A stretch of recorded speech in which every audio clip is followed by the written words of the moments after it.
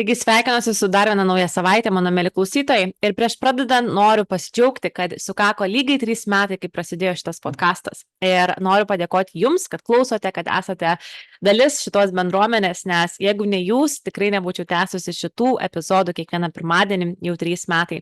Ir labai gerai atsimenu, kaip aš spontaniškai sugalvojau, kad reikia pradėti vesti savo podcastą. Ir buvo labai tokia spontaniška ir impulsyvi idėja, iš kurios gavosi tikrai labai daug gražių dalykų. Nes žinau, kad kiekvieną dieną, kai aš darau šitą epizodą, kiekvieną pirmadienį, kai aš išleidžiu naujus epizodus, yra žmonių, kurie galbūt išgirsta tai, ko jam reikia išgirsti, kurie galbūt ieško atsakymų, kurie nežino, kaip tai daryti arba kaip elgti su tam tikrais dalykais.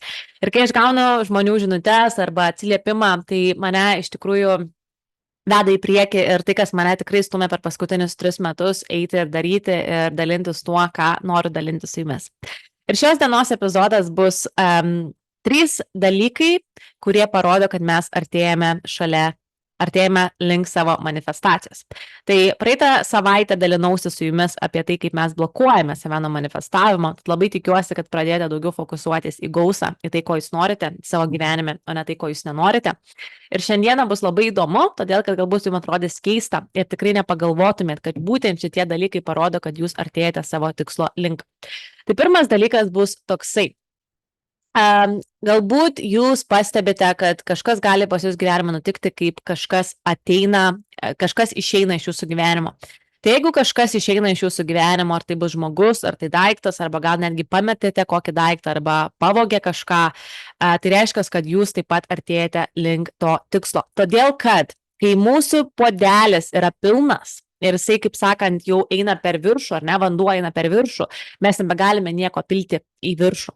Tai turi kažkoks vanduo iš tos stiklinės išeiti, kad atsirastų vietos naujam vandeniui. Taip yra ir pas mus gyvenime. Jeigu jūs norite kažkokios kitos karjeros, kažkokio kito antro pusės, galbūt daugiau pajamų, daugiau didesnio verslo, kažkas turi išeiti. Ir dažniausiai išeina tai, kas iš tikrųjų nėra alignmente, galbūt nėra ten, kur jūs norite būti, ar ne? Tai galiu pasakyti iš savo asmeninės patirties, kad kai mano versle išėjo tam tikri žmonės, ar ne, kas yra iš tikrųjų labai dažnas atvejis, kad nuolatos keičiasi, nes tiesiog taip viskas veikia, ypatingai tinklinėme marketinge. Ir išėjo tam tikri žmonės ir aš supratau, kai tie žmonės išėjo, iš tikrųjų aš atradau daugiau, daugiau energijos, daugiau vietos kitiems žmonėms, su kuriais aš noriu dirbti, su kuriais aš noriu judėti prieki ir siekti to tikslo, kurį noriu gyveninti. Ir kartais, aišku, galbūt atrodė žmogui nusivylimas, kad kodėl pas mane taip įvyko, kodėl tas žmogus išėjo, kodėl aš galbūt įsiskyriau netgi su to žmogumi. Tai viskas vyksta vardan to gero. Arba gali būti, pavyzdžiui, kaip minėjau, pametimas daikto kažkokio, tai vėlgi, nors tai nėra ta forma, galbūt, kurią jūs manifestuojate, kad norit kažkokio daikto, bet irgi gali kažkas tai nutikti, kažką galite prarasti. Tai reiškia, kad jūs einate savo tikslo link. Kaip ir minėjau, vien dėl to, kad stikliniai galėtumėm pilti naują vandenį, kažkoks vanduo turi iš jo išeiti.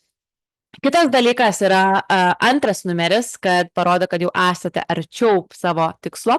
Tai galbūt skambės labai keistai. Tai pavyzdžiui, galbūt jūs turite norą susirasti tam tikrą antrą pusę, galbūt romantinę, draugystę, sužadėtinę, ar kas tai bebūtų, ar ne. Ir kas nutinka, kad arba, pavyzdžiui, norite susikurti kažkokią tai gausą savo versle, arba surasti save, kokio karjeroje jūs norėtumėt būti.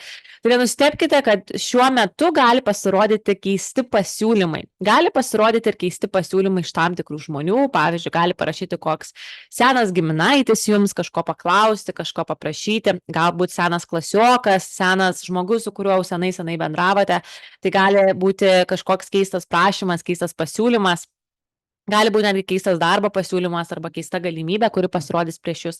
Tai yra irgi ta forma. Todėl, kad iš tikrųjų, kaip jūs pasieksite, tarkim, susirasite tą antrą pusę, kurios jūs norite, arba kaip jūs susikursite tam tikrą verslą, tai ateis per tam tikrą formą, tai ateis per tam tikrą žmogų, tai ateis per tam tikrą įvykį, ar ne? Tai taip viskas iš tikrųjų ir vyksta gyvenime. Taip, kad būkite labai atidus. Ir jeigu jūs dabar pradėsite galvoti, kodėl man čia tokie keisti žmonės rašo, arba kodėl tam žmogui manęs prireikia, arba kodėl man siūlo būtent tai, nors aš noriu visai kito. Tai atminkite, tai yra tam tikra forma, per kur ir ateina jūsų manifestacija. Ir trečias, bet tikrai ne pats paskutinis, ne pats prasčiausias, tai yra iššūkiai. Kuo daugiau tu pereini iššūkių, tuo arčiau esi savo manifestacijos. šitas yra didelis, šitas yra tikrai didelis, nes žinau ir pati iš savo patirties ir su žmonėmis, kai aš dirbu, labai labai dažnai pastebiu žmonių nusivylimą, kai jie eina per tam tikrus iššūkius gyvenime, galbūt kažkas nesigauna taip, kaip jie nori, arba vyksta kažkokie netikėtumai, ar ne, sveikata, finansiniai, žmonės, kai kurie galbūt už nugaros daro tam tikrus dalykus, ar ne, tai gali būti labai didelis sąrašas, kaip gali ateiti iššūkiai. Tai, kai jūs gaunate iššūkį, tai yra užduotis iš visatos, pažiūrėti, ar jūs galite įveikti tą užduotį. Tai reiškia, jūs gausite tai, ką jūs galite, su kuo jūs galite susitvarkyti. Jeigu jūs norite didelio verslo, jūs turite būti pasiruošę susitvarkyti su tuo dideliu verslu. Tad, kai jūs pasiektumėte tą didelį verslą arba kitą lygį, jūs turite pereiti tam tikrus iššūkius, tam, kad visada pamatytų, ar jūs esate tam pasiruošę. Nes visata yra labai galinga, labai išmintinga ir dėl to pas mus kasdien yra tam tikros užduotis. Kai mes gauname tas užduotis, iššūkius, testus, mes esame stebimi, kokia bus mūsų reakcija. Dažniausiai kas nutinka? Žmogui kažkas nesigauna, kažkoks įvyko iššūkis ir tas žmogus įeina į negatyvą, kaip man blogai, kaip man nesiseka, kaip man tas ir tas. Bet jeigu tas žmogus suprastų, čia yra iššūkis, čia yra iš tikrųjų dovana, ir žiūrėtų į tai iš pozityvios prizmės ir žiūrėtų į tai, kaip aš galiu į tai reaguoti ir koks yra mano atsakas į tai, ar aš sėdėsiu ir verksiu ir gailėsiu savęs ir aš pasiduosiu, ar aš eisiu toliau su užtikrintumu ir tai atrasiu. Ir būtent šita istorija buvo man labai stipriai dar po šią dieną skamba mano galvoje. Tai mes turėjome nuostabų skambutį su dentistu, kuris yra buvęs odontologas ir jisai nusprendė kurti verslą toje pačioje kompanijoje, kur esu aš, todėl kad jis norėjo iš gyvenimo ne tik gerų pinigų, bet jis norėjo ir laisvės, norėjo sveikatos geros, o ne tik dirbti ofise tame odontologijos kabinete ir tvarkyti visiems dantis už gerus pinigus, ar ne? Tai jis tiesiog pats dalinosi apie tai. Ir jisai tiesiog pasakė pas juos, kokie buvo iššūkiai. Dabar jis yra ir pasiekęs ne 1 milijoną, turi didžiulę komandą su savo žmona, sukūrė labai sėkmingus verslus, per 19 metų yra pasiekę aukščiausią poziciją, su šeima keliauja po pasaulį ir, žodžiu, turi tikrai viską, ko gali kiekvienas pasvajoti ir gyvena Šveicarijoje, kur Šveicarija yra iš tikrųjų labai brangi šalis gyventi. Ir kaip jisai dalinosi, kai buvo pas juos tam tikras smūgis, kai išėjo stiprus lyderiai iš šių komandos ir kai sako, mes sėdėjome ir iš tikrųjų verkėme, nes sako, kaip žinote, Šveicarijoje gyvenimas yra brangus, o dar yra vaikai ir sako, ir man žmona sako, tau reikės, Denisai, grįžti į odontologijos kabinetą tikriausiai. Ir jisai pasakė, tikrai taip nebus. Ir ką jis padarė? Jisai pasakė, aš einu sportuoti sporto salę, pagalvosiu, susidėliosiu mintis, ką mes darysime toliau, kad mes iš to išeitumėm. Ir jisai besportuodamas pasiūlė keletui žmonių verslo galimybę. Tarp jų buvo vienas asmeninis treneris, kuris dirbo toje sporto salėje. Ir ką jūs galvojate, tas žmogus nusprendė prisijungti ir per laiką jisai tapo pats stipriausias jo lyderis jo organizacijoje, kuris taip pat patapo milijonieriu. Tai čia yra puikus pavyzdys, kas nutinka, kai tu gauni gyvenime iššūkį, išeina tam tikri žmonės, ar ne, kaip minėjau, pirmas stepas yra lygiai toks pats, kažkas turi išeiti tam, kad ateitų kažkas gero. Tai pasiišėjo tam tikri žmonės, kas be abejo paveikė jo apyvartą, jo atlyginimą ir atsirado baimė, kas bus toliau, kaip mes susimokėsime mokesčius ir taip toliau ir panašiai. Tačiau vietoj to, kad jis sėdėtų ir gailėtų savęs, jisai nusprendė daryti kažką, kad tai pakeisti ir ieškoti, kaip sakant, problemos sprendimo. Ir būtent tas žmogus tikriausiai ir pasirodė tam tikrų laikų, galbūt vėlgi buvo siūstas visatos, pažiūrėti, ar tu jam ir pasiūlys tą verslo galimybę.